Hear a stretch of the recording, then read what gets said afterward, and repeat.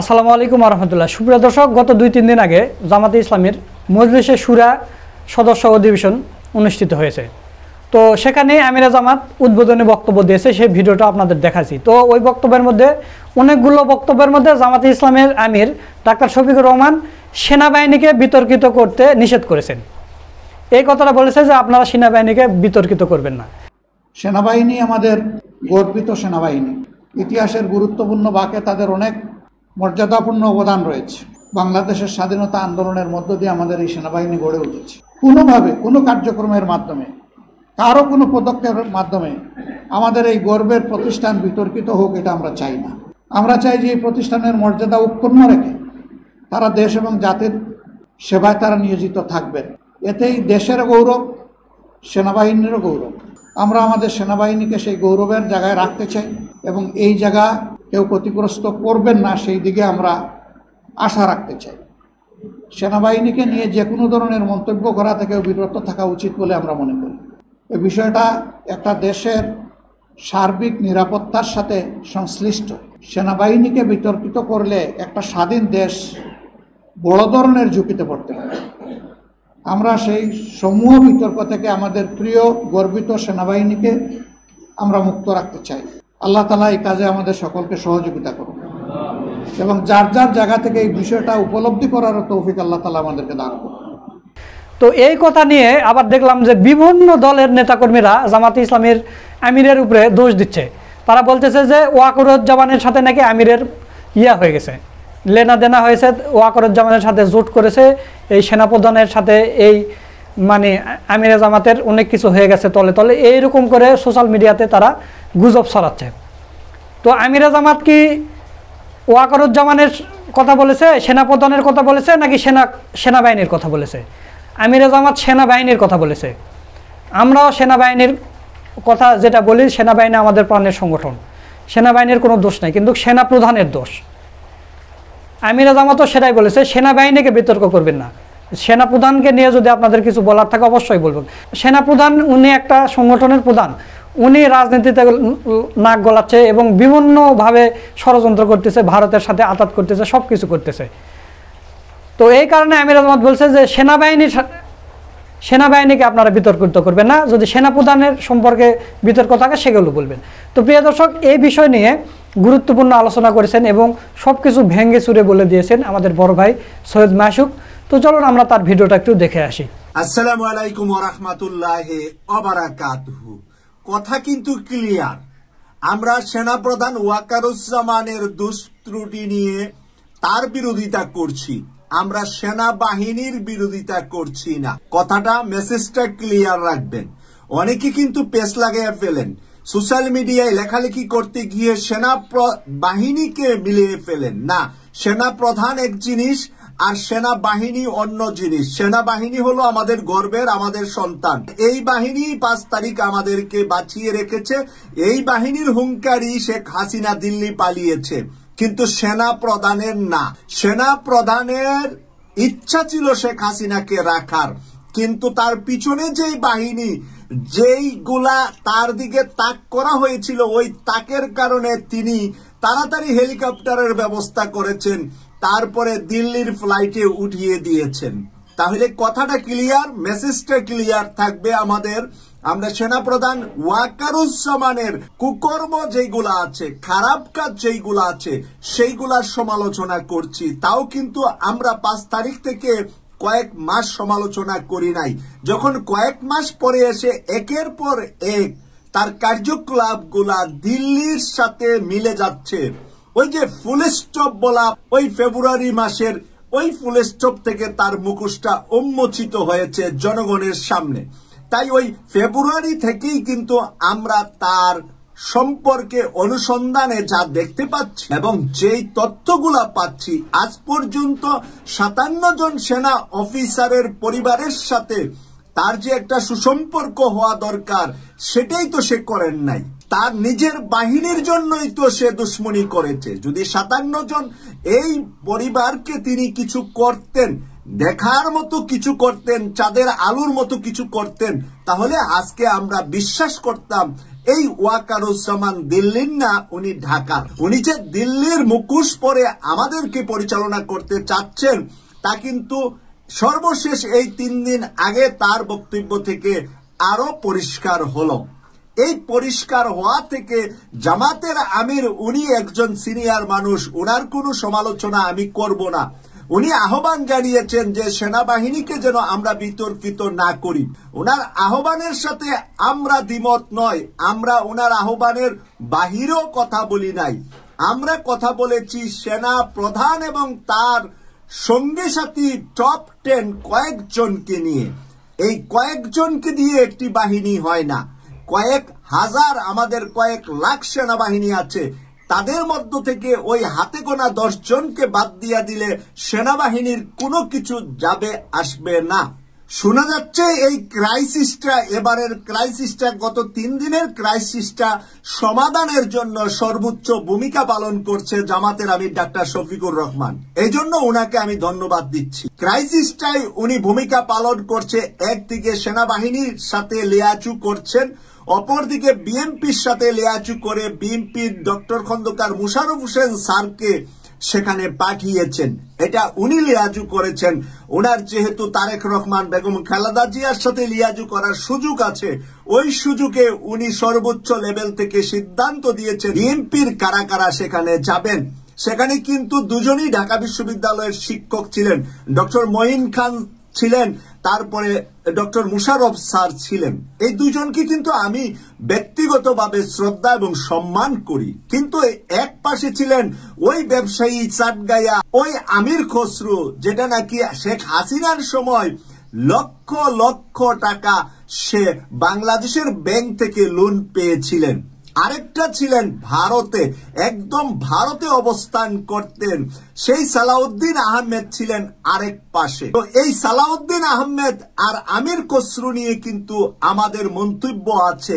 আমাদের মন্তব্য কিন্তু ডক্টর খন্দকার মোশাররফ স্যারকে নিয়েও নাই, ডক্টর মঈন খান স্যারকে নিয়েও নাই। ওনারা কিন্তু বিএনপির মাথা বা সম্মানী ব্যক্তি হিসাবে, দেশের একজন সম্মানী ব্যক্তি হিসাবে, দেশের সাবেক মন্ত্রী হিসাবে আমি কিন্তু তাদেরকে সম্মান করি। কিন্তু বাকি 2 জনও মন্ত্রী ছিলেন, বাকি 2 জনও বিএনপির নেতা। কিন্তু এই 2 জন নিয়ে কিন্তু বিভিন্ন সমালোচনা, বিভিন্ন সময় বিভিন্ন কিছু, বিভিন্ন কথা উঠে এসেছে। গতকাল একটা লেখা পড়লাম যে আমেরিকাতে একজন সাংবাদিক, আমেরিকার নিউ ইয়র্কের একটা টেলিভিশনে উনি এখন কাজ করেন।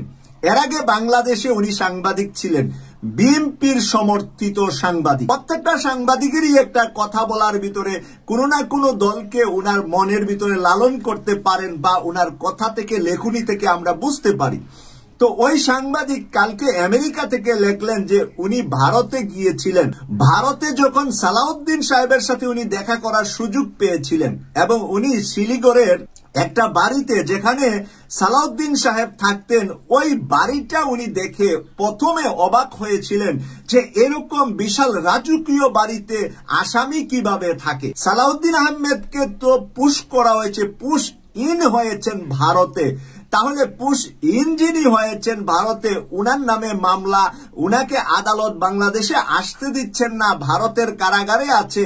এই কথাটা শেখ হাসিনা যতদিন ছিলেন এতদিন পর্যন্ত আমরা সকল মিডিয়াতে সবকিছুতে জানতে পেরেছি। কিন্তু কালকে ওই সাংবাদিক আমার চোখ খুলে দিয়েছে, আমার চোখের ভিতরে আলু এনে দিয়েছে। উনার লেখাতে দেখতে পেলাম যে ওই বাড়িতে গিয়ে যখন সালাউদ্দিন সাহেবকে দেখতে পেলেন যে একটা ভিআইপি পরিবেশে উনি আছেন, সেই ভিআইপি পরিবেশে এরকম সুন্দর একটা বাংলোতে কিভাবে বাংলাদেশের একজন আসামি ভারতে থাকে। ওই লেখাটাই আপনাদের সামনে আমি এই কারণে রেফারেন্স টানলাম। কালকে সালাউদ্দিন আহমেদ সাহেব ডক্টর মঈন স্যারের সাথে যে বেয়াদবিটা করেছে সাংবাদিকদের সামনে, আপনারা দেখেছেন কিনা? ডক্টর মঈন স্যার এবং ডক্টর মোশাররফ স্যারের সাথেও সে বেয়াদবি করেছে। দুটা কথা আপনাদেরকে না বললে, কালকা বিএনপির প্রেসটা যারা দেখেছেন তাদেরকে আরেকটু, বিএনপির নেতাকর্মী ভাই বোনদেরকে আমি অনুরোধ করছি, আপনারা চোখ খুলে ফার্স্ট টু লাস্ট সাংবাদিকদের সামনে মোশাররফ স্যার আসা থেকে বিদায় নেওয়া পর্যন্ত পুরাটা যদি না দেখেন, একবার দেখে আমার ভিডিওটা আবার শুনবেন। মোশাররফ স্যার প্রথমে আসলেন, মোশাররফ স্যার, মঈন স্যার আমির খসরু প্রথমে এসে দাঁড়িয়ে থাকলেন সাংবাদিকদের সামনে আর বললেন, আমাদের আরেকজন আশা বাকি আছে সালাউদ্দিন আহমেদ, সালাউদ্দিন আহমেদের জন্য আমরা একটু অপেক্ষা করি, আপনারা মনে কষ্ট নিবেন না। এই কথাটা থেকে আমি একটু যদি সন্দেহ করি, আমি একটু যদি আলোচনা করি, তাহলে আমাকে বিএনপির ভাইয়েরা মন্দ না বলে একটু বিবেক দিয়ে চিন্তা করবেন যে মোশাররফ স্যার কোথায়, আমাদের মাথার উপরের মানুষ, ডক্টর মঈন স্যার কোথায়, আমাদের মাথার উপরের মানুষ। আমি এই দুইজন মানুষ এবং আমির খসরু সহ তিনজন সিনিয়র অপেক্ষা করছে একজন জুনিয়র সালাউদ্দিনের। সালাউদ্দিন আসার পরে মোশাররফ স্যার বক্তব্য শুরু করেছে। যখন মোশাররফ স্যার বক্তব্যের পরে প্রশ্ন উত্তরে যাচ্ছিলেন, ডক্টর মঈন স্যার কিছু প্রশ্নের উত্তর দিতে চেয়েছিলেন, সালাউদ্দিন সাহেব এভাবে হাত দিয়ে আমি দেখতে পেয়েছি মঈন স্যারকে থামিয়ে দিচ্ছেন, থামিয়ে দিয়ে উনি কথা বলছেন এবং কথা বলে বেয়াদবের মতো তারা তিনজনকে রেখে চলে গিয়েছে। আপনারা দেখেছেন কিনা এই সালাউদ্দিনকে? কালকের সম্মেলন সব কয়টা মিডিয়াতে, আমি এনটিভি আরো কয়েকটা টিভিতে দেখছি, আপনারা দেখে নিবেন। আপনারা কয়েকটাতে দেখে নিয়ে তারপরে আমার কথাটার মন্তব্য হিসাবে এখানে এসে আবার একটা কমেন্টস লিখবেন যে দেখেছেন আমার কথাটা কতটুকু সঠিক। তাহলে এই সালাউদ্দিনের হাত নেড়ে এভাবে মানে ওনার একটা মনে হয় মানে কি একটা বিশাল কিছু উনি আসছে, শুরু হয়েছে, আবার উনি থামিয়ে দিয়ে উনি হেঁটে চলে যাচ্ছে তাদেরকে রেখে। তারা যেন এখানে শিশু মানুষ আর এখানের যেন একেবারে ভিভিআইপি হলেন এই সালাউদ্দিন আহমেদ। এই চিত্রটা থেকে আমি যদি সেনাপ্রধান ওয়াকারুজ্জামানের চেহারাটা মিলাই, সালাউদ্দিন প্লাস ওয়াকারুজ্জামান 3 দিন আগে যেই ভাষায় কথা বলেছে, তাহলে দুইটা চেহারা মিলছে কিনা আপনারা দেখেন। আপনারা বিবেক দিয়া দেখবেন, এই চোখ দিয়া দেখলে হবে না, বিবেক দিয়া দেখবেন এই দুইটা কথা মিলছে কিনা। সালাউদ্দিনের কালকের ব্যবহার এবং ইউনূস স্যারের সাথে সালাউদ্দিনের বসার ঢংটা, সে পেপারগুলা পড়ছে, পেপার নিয়ে দিচ্ছে ইউনূস স্যারকে, মনে হচ্ছে ইউনূস স্যারকে হুকুম দিচ্ছে যে এভাবে দেশ পরিচালিত হবে, এভাবে নির্বাচন করতে হবে, এভাবে সেটা করতে হবে। আপনারা সেই দৃশ্যটা সেখানে বাকি তিনজনের মাঝেও সালাউদ্দিনের বসার ঢঙের ভিতরে আলাদা কিছু দেখতে পেয়েছেন কিনা, যারা ওখানের ফটোগুলা, ভিতরের তো আমরা ফটো দেখে, সেই ফটোগুলাও আপনারা দেখে নিবেন। প্রিয় দর্শক, সেই জায়গায় আমি যদি বলি শেখ হাসিনা কথা বলার ঢং, জেনারেল ওয়াকারুজ্জামানের কথা বলার ঢং, আর নরেন্দ্র মোদীর ওই ভারতীয় যারা বাংলাদেশ নিয়ে কথা বলে তাদের কথা বলার ঢঙের সাথে ঢং মিলছে কিনা শুধু আপনারা মিলিয়ে দেখবেন। যদি ঢং মিলে যায়, তাহলে যেই কথাটা বলেছেন দুদিন আগে ডাক্তার পিনাকি ভট্টাচার্য, বিএনপির সাথে কার মিল আছে, উনি 4টা লঘুর মতো বসাইয়া 4টা করসপন্ডেন্স করে দেখিয়েছে, সেনাপ্রধানকে, আওয়ামী লীগকে, মোদীকে এন্ড সালাউদ্দিনকে, মানে এখানে বিএনপি কে উনি বলছেন। তো আমি বিএনপি কে নয়, আমি সালাউদ্দিনকে বলছি। এই সালাউদ্দিন, ওয়াকারুজ্জামান, শেখ হাসিনা আর মোদী, এই 4টা জিনিস এখন কালকের পরে মিলছে কিনা আপনারা মিলিয়ে দেখার জন্যই আমি অনুরোধ করছি, স্পেশালি বিএনপির ভাই বোনদেরকে। সর্বশেষ যেই কথা বলে আজকের এই ভিডিওটা আমি শেষ করব, সেটা হলো আমি ধন্যবাদ জানাই জামাত আমির ডাক্তার শফিকুর রহমানকে। উনি যে করে হোক বিএনপি আগের রাতে আসবে কি আসবে না সেই সমস্যাটার সমাধান করে 4 জনকে উনি প্রধান উপদেষ্টার সাথে বৈঠকে বসানোর জন্য ব্যবস্থা করেছেন। সেনাবাহিনীকে নিয়ে উনি শান্ত, ভদ্র, ভালো ব্যবহার করেছেন। উনার জায়গা থেকে উনি করেছেন, আমি উনাকে ধন্যবাদ জানাই। আমি ওই সেনা প্রধানের সমালোচনা বা সেনা প্রধানের সাথে যারা হাসিনার মানে লেসপেন্সার সেনাবাহিনীতে ছিল উচ্চ পদস্থ, এখনো ঢাকার আশেপাশে ওয়াকারুজ্জামানের আশেপাশে যারা আছে, তারা হাতে গোনা কয়েকজনের বিরোধিতা করছি। আমি টোটাল সেনাবাহিনী হলো আমাদের কলিজার, আমাদের প্রিয়, আমাদের সন্তান, আমাদের ভাই বন্ধু, তাদেরকে আমি ভালোবাসা রেখে ডক্টর শফিকুর রহমানের এই কথারও মানে সমর্থন করছি যে সেনাবাহিনী নিয়ে আমাদের কোনো ধরনের কোনো একজন বিমান বাহিনীর প্রধানের 35টা ব্যাংক 34 কি 35টা ব্যাংক অ্যাকাউন্ট পাওয়া গিয়েছে। আপনারা কি গত 2 দিন যাবৎ সংবাদগুলা দেখেছেন? অবশ্যই দেখেছেন, চোখে পড়েছে নিউজটা। বিভিন্ন নিউজ হেডলাইন করেছে একটা সেনা বিমান বাহিনীর প্রধানের যদি তার রিটায়ার্ডের পরে তাকে বহিষ্কার প্রত্যাখ্যান চাকরি থেকে করার পরে যদি 35টা ব্যাংক অ্যাকাউন্ট পাওয়া যায়, তাহলে বাংলাদেশের অন্যান্য আমলা সামলা যারা আছে, চোর ডাকাত যারা আছে, তাদের যে 100-200 অ্যাকাউন্ট পাওয়া যায়, তাহলে এটা কি একটা বাহিনীর প্রধানের জন্য মানানসই? আর এই বাহিনী 3 বাহিনীর প্রধানের লাগাম টেনে ধরা কি ডক্টর মোহাম্মদ ইউনূস স্যারের কাজ নয়? আমরা কি ইউনূস স্যারকে সেখানে বসাই নয় যে উনি যেন সবকটা বাহিনীর লাগাম টেনে ধরেন? আর এই লাগাম টেনে ধরার অধিকার আছে সেনাপ্রধান ওয়াকারুজ্জামানের উপরে, বিমান বাহিনী প্রধানের উপরে, নৌবাহিনী প্রধানের উপরে, সকল বাহিনীর উপরে হলেন ডক্টর মোহাম্মদ ইউনূস স্যার। তাই ডক্টর মোহাম্মদ ইউনূস স্যারের সাথে বেয়াদবি করে যাচ্ছে ওয়াকারুজ্জামান। সেই বেয়াদবিটা কমিয়ে তাকে শ্রদ্ধা এবং সম্মান করে, কারণ নিউ ইয়র্ক টাইমসও রিপোর্ট করেছে, আমেরিকা এবং ইউকে ইউরোপের বিভিন্ন পত্রিকায় রিপোর্ট আসছে, সেনাপ্রধান ওয়াকারুজ্জামান ডক্টর মোহাম্মদ ইউনূস স্যারকে সম্মান করছেন না। তাই ডক্টর মোহাম্মদ ইউনূস স্যারকে সম্মান করে জনগণের টাকায় কিনা তার মাথার টুপি থেকে পায়ের মৌজা জুতাটা পর্যন্ত জনগণ কিনে দেয়। তাই জনগণের যে প্রতিনিধি, জনগণ রাষ্ট্র পরিচালনার জন্য যেই ডক্টর মোহাম্মদ ইউনূস স্যারকে ক্ষমতা দিয়েছে, সেই ডক্টর মোহাম্মদ ইউনূস স্যারকে সম্মান করেই ওয়াকারুজ্জামানকে চাকরি করতে হবে। নতুবা ওয়াকারুজ্জামানকে কিভাবে বহিষ্কার করা যায়, যে নাকি ডক্টর মোহাম্মদ ইউনূস স্যারকে সম্মান করবে এমন সেনা প্রধান কিভাবে বানানো যায়, এই বিষয়ে যেন ডক্টর মোহাম্মদ ইউনূস স্যার এগিয়ে যান।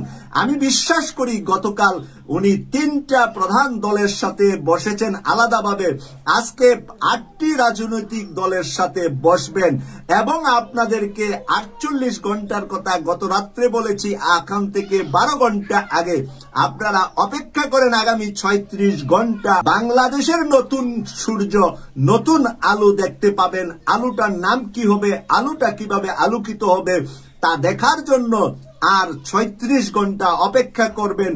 এই প্রত্যাশা রেখে বিদায় নিলাম। আমি সৈয়দ মাসুক, লন্ডন থেকে। আল্লাহ হাফেজ। দর্শক, আপনারা মাসুক ভাইয়ের পুরো ভিডিওটা দেখলেন, আশা করছি পুরো বিষয়টা বুঝতে পেরেছেন। তো সব মিলে আজকের ভিডিওটা আপনাদের কাছে কেমন লেগেছে? যদি ভালো লাগে ভিডিওটা শেয়ার করবেন, লাইক করবেন। নিত্য নতুন এরকম আপডেট ভিডিও পেতে আমাদের চ্যানেলটা সাবস্ক্রাইব করে রাখবেন। সকলকে ধন্যবাদ। আসসালামু আলাইকুম ওয়া রাহমাতুল্লাহ।